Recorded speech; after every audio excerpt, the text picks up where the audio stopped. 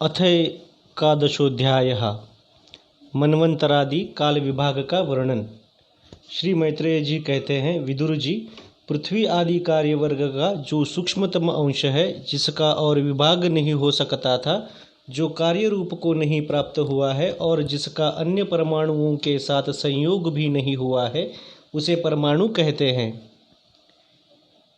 इन अनेक परमाणुओं के परस्पर मिलने से ही मनुष्यों को भ्रमवश उनके समुदाय रूप एक अवयवी की प्रतीति होती है।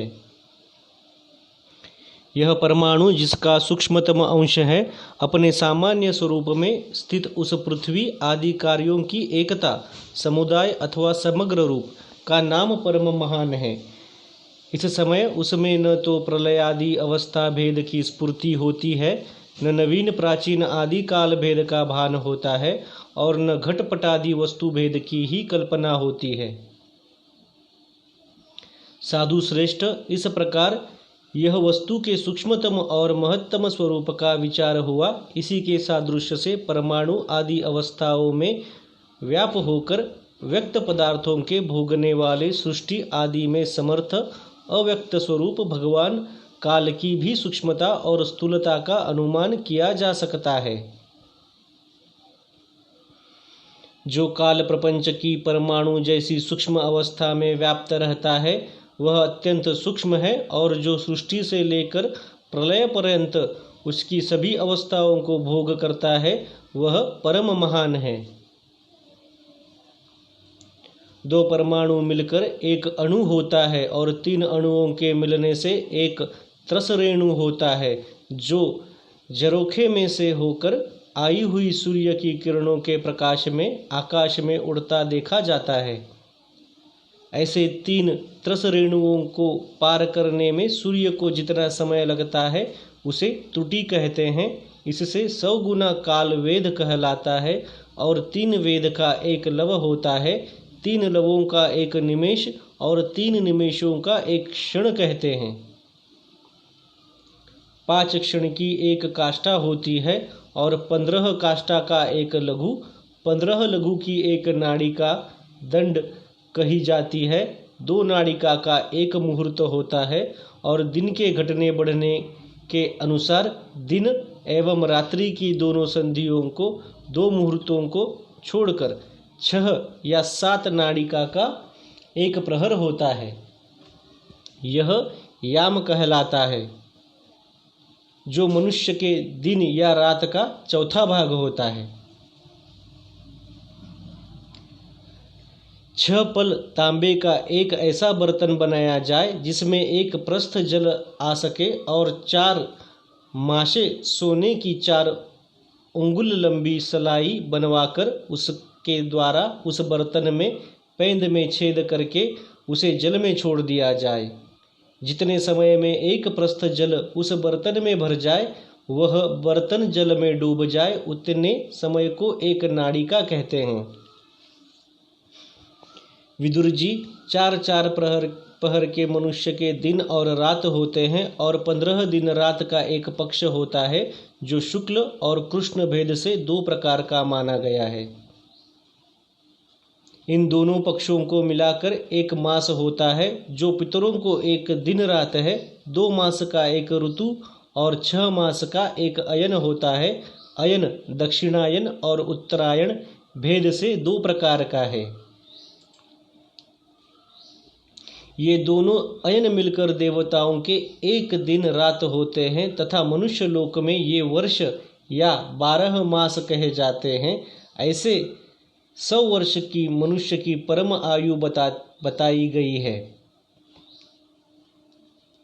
चंद्रमा आदि ग्रह, अश्विनी आदि नक्षत्र और समस्त तारामंडल के अधिष्ठाता काल स्वरूप भगवान सूर्य परमाणु से लेकर संवत्सर पर्यंत काल में 12 राशि रूप संपूर्ण भुवन कोश की निरंतर परिक्रमा किया करते हैं। सूर्य, बृहस्पति, सवन, चंद्रमा और नक्षत्र संबंधी महीनों के भेद से यह वर्ष ही संवत्सर, परिवत्सर, इडावत्सर, अनुवत्सर और वत्सर कहा जाता है।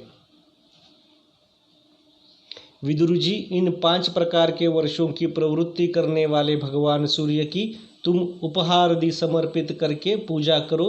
ये सूर्यदेव पंचभूतों में से तेज स्वरूप है और अपनी काल शक्ति से बीजादि पदार्थों की अंकुर उत्पन्न करने की शक्ति को अनेक प्रकार से कार्योन्मुख करते हैं। ये पुरुषों की मोह निवृत्ति के लिए उनकी आयु का क्षय करते हुए आकाश में विचरते रहते हैं तथा यही सकाम पुरुषों को यज्ञादि कर्मों से प्राप्त होने वाले स्वर्गादि मंगलमय फलों का विस्तार करते हैं।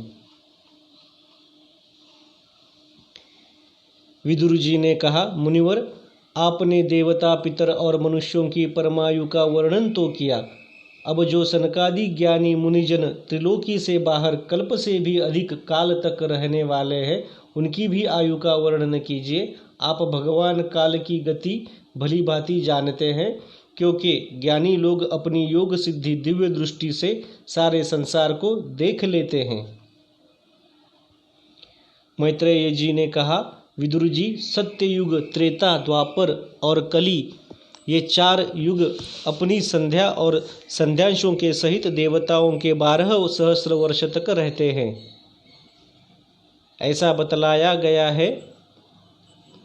इन सत्यादि चारों युगों में क्रमशः 4, 3, 2 और 1 सहस्र दिव्य वर्ष होते हैं और प्रत्येक में जितने सहस्र वर्ष होते हैं उससे दुगुने 100 वर्ष उनकी संध्या और संध्यांशों में होते हैं। युग की आदि में संध्या होती है और अंत में संध्यांश। इनकी वर्ष गणना सैकड़ों की संख्या में बतलाई गई है। इनके बीच का जो काल होता है उसी को काल वेत्ताओं ने युग कहा है। प्रत्येक युग में एक एक विशेष धर्म का विधान पाया जाता है। सत्य युग के मनुष्यों में धर्म अपने चारों चरणों से रहता है। फिर अन्य युगों में अधर्म की वृद्धि होने से उसका एक एक चरण क्षीण होता जाता है। प्यारे विदुर जी, त्रिलोकी से बाहर महरलोक से ब्रह्मलोक पर्यंत यहाँ की 1 सहस्र चतुर्योगी का एक दिन होता है और इतनी ही बड़ी रात्रि होती है जिसमें जगतकर्ता ब्रह्मा जी शयन करते हैं। उस रात्रि का अंत होने पर इस लोक का कल्प आरंभ होता है। उसका क्रम जब तक ब्रह्मा जी का दिन रहता है तब तक चलता रहता है। उस एक कल्प में 14 मनु होते हैं।